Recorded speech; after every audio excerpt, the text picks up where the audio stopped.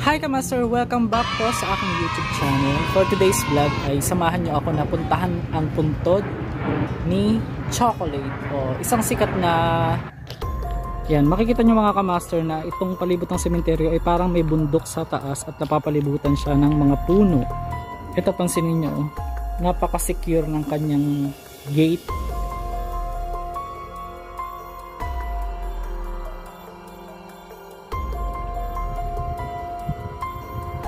Ang ganda sa part na to mga Kamaster, sa mga video parang ganito yung tayo pwede bang mangutana asa dapit ang ni Chocolate, ang puntod kuya, yung puntod ni Chocolate, alam mo yun? Puntod ni Chocolate.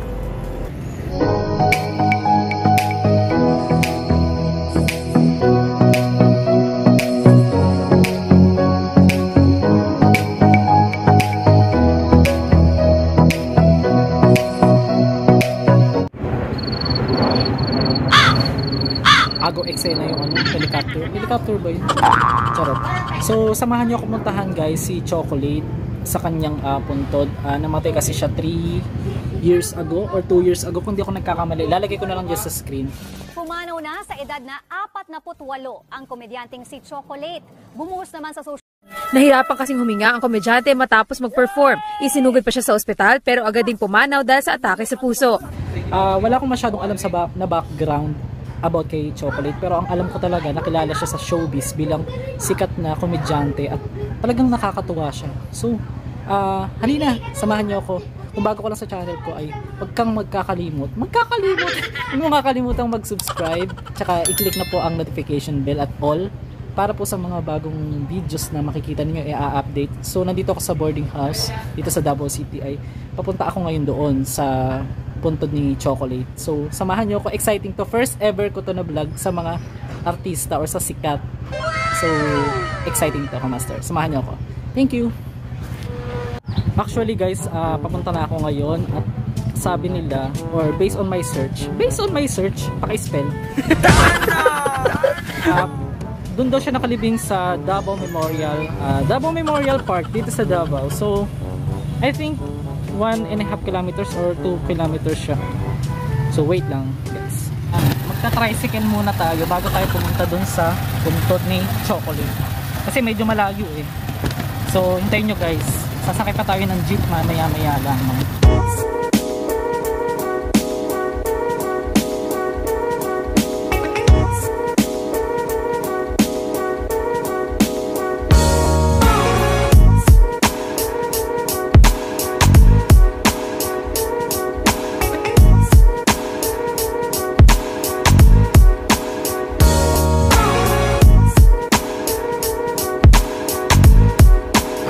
Kamaster, nandito na tayo sa Davao Memorial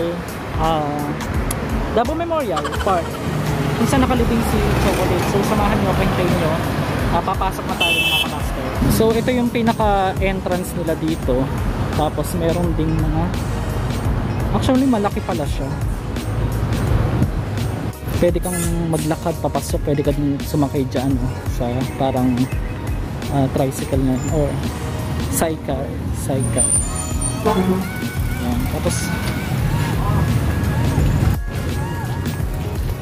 kuya, yung puntod ni Chocolate, puntod ni Chocolate, actually Kamaster, wala akong idea kung saan nakalibing itong si Chocolate. So magtatanong-tanong na lang tayo dito kung saan talaga siya nakalibing, kasi first ever ko din nakarating dito sa Davao Memorial eh. So hahanapin pa natin siya kung saan siya nakalibing. May pagka-creepy part dito sa lugar na to.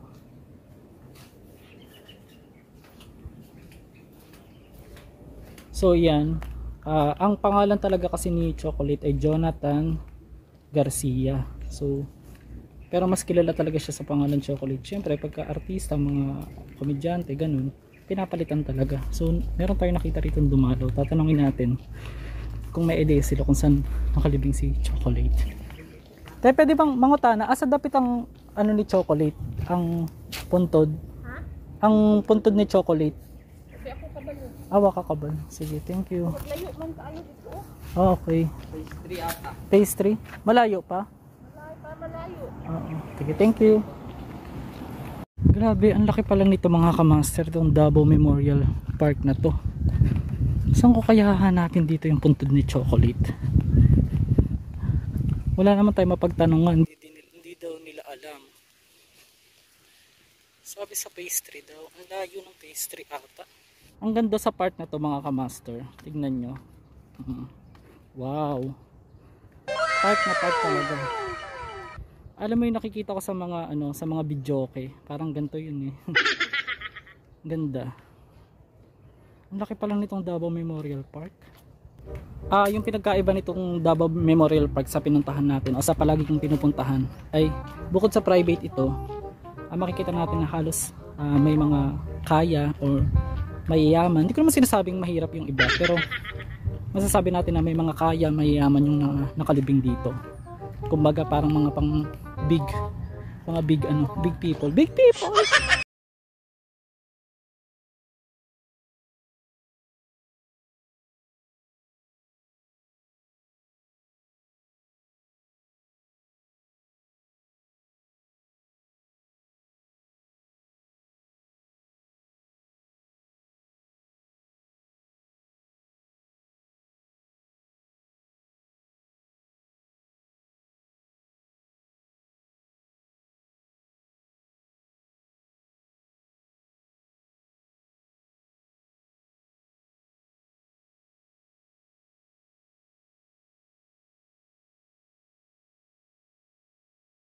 Wow, ang ganda-ganda dito. So mga kamaster, total nandito na tayo. I-check natin tong nakita kong magandang mausoleo na ito.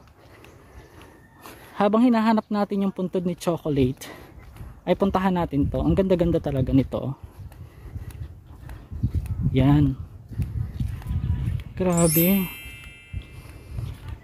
Ang ganda, kamaster. Kanino kaya ito? Sino kaya nagmamay-ari niyan? Gutierrez. Wow.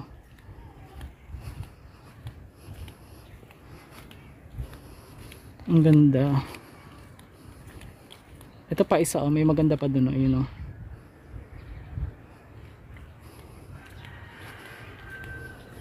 Diba? Kakaiba ang mga mausoleo dito, pang sosyal.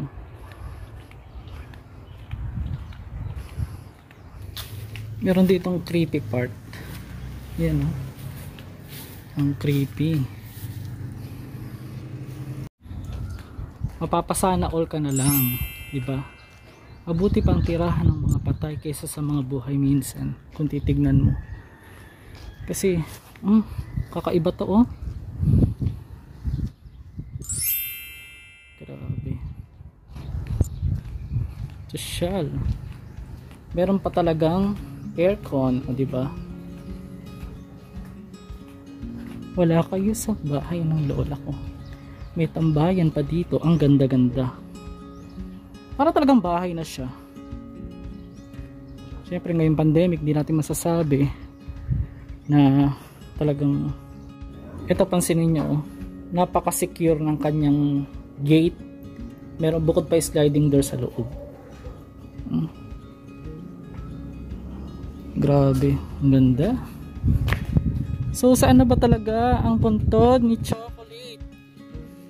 Wala ding may alam, makakapagtaka. Ang daming taga Davao pero hindi nila alam dito kung saan.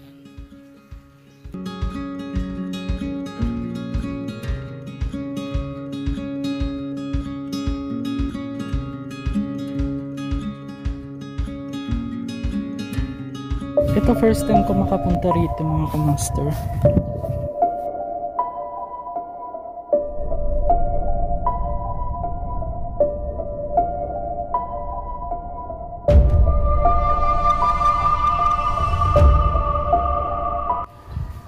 Yan. Actually sa mga palabas ko lang nakikita kasi first time kong pumunta sa ganitong style na crematorium o libingan. Hindi ko talaga makita yung puntod ni Chocolate. Siguro kailangan na nating magtanong sa guard mismo dahil Sila yung mas nakakaalam ng talagang libingan ni Chocolate. Tatanungin na natin sa guard maya maya. Ganda naman ito, Kamaster, oh. Grabe, Kamaster, napaka-social. Grabe, oh. Ang ganda-ganda, Kamaster. Namamangha talaga ako sa mga mausoleo dito sa Davao. Para talagang high class. Ang hirap kaya, pero kinaya ko. Ang hirap. High na nga class pa. Charot. Yan, makikita nyo mga Kamaster na itong palibot ng sementeryo ay parang may bundok sa taas at napapalibutan siya ng mga puno. Yan. Tapos may mga bahay din dyan sa taas.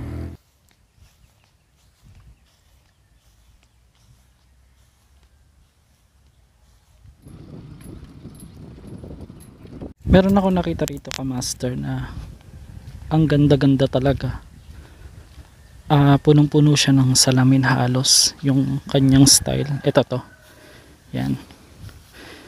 Tapos, makikita mo mga Kamaster, para talaga siyang very unique yung kanyang style talaga. Makikita mo puro salamin. Yan, nakapalibot sa kanya para mga bahay lang din. Hindi masyadong nakakatakot pumunta rito, parang hindi mo masasabing creepy kasi ang ganda-ganda. Masasabi ko maswerte talaga yung mga ganitong tao. Kasi biruin mo, oh. Meron silang mga ganyang kagandang mausoleo dito. Bongga. So mga Kamaster, nakausap ko na yung guard. Actually wala talaga akong ka-idea. Nakita nyo naman, hinanap talaga natin kung saan part nakalibing si Chocolate. Pero sa kasamaang palad, si Chocolate ay pumanaw noong March 9, 2019 sa Abra Provincial Hospital kung saan ginanap ang kanyang mini concert. So wala tayong ka-idea na yun na pala ang kanyang last na concert na kanyang pinuntahan at huling mga tao sa Abra ang kanyang napasaya. So ang kanyang cause of death ay pulmonary edema based sa aking research. Sariwain natin ang kanyang ilang mga masasayang alaala na iniwan sa atin. Pag mo ka-offline, hindi mo nga yung sarili mo. Hindi mo masyadong kagandahan. Ngayon, kung ayaw mo sa akin, anyone, pila ka sa amin. Makakalabas ka lang dito kung patay ka na! Sandali, mukhang lilipat na ako dun sa stage. Pakiramdam ako dito, parang nag-aantay ako kung anong oras aalis yung barko. Chocolate! Bakla ka! Iisipin na lang, tanaginip lahat ng ito. Okay, kunyari ang eksena natin, boyfriend kita. Friend mo ako. Kaya lang, nagkaroon tayo ng aksidente, yung ganito ang itsura ko. Ngayon, ikaw naman, amnesia ka. Kaya nakalimutan mong ako pala yung girlfriend mo. Blanco ka lang, blanco. Tapos, may iling-iling kang ganyan. Ganyan. Ganyan. Bata pa lang tayo, magkakilala na tayo. Sinamahan pa nga kita nung nagpatuli ka. Sa kasamaang palad mga Kamaster, wala na raw dito yung libingan or yung mismong lagayan ng labi ni Chocolate kasi kinremate daw yon at dinalala daw yung abo dun sa kanilang bahay o yung remains ni Chocolate. Actually wala na raw talaga dito. Yun, nakausap ko yung guard and then sabi ng guard, tinanong ko din kung mayroon ba ritong yung mismong lagayan ng pamilya or what. Wala raw dito dahil nandun na raw talaga sa bahay ni Chocolate yung kanyang abo. So far ngayon wala tayong magagawa at wala na pala dito. So yun lang, hanggang dito na lang muna yung vlog ko dito sa Davao Memorial mga Kamaster. Wag mo pong kakalimutan mag-subscribe at i-click yung notification bell para po sa mga lumang video ko nandiyan. Panoorin nyo na lang po ang aking playlist. Maraming salamat po sa inyong lahat mga kamaster. God bless you all at ingat po kayong palagi. Bye!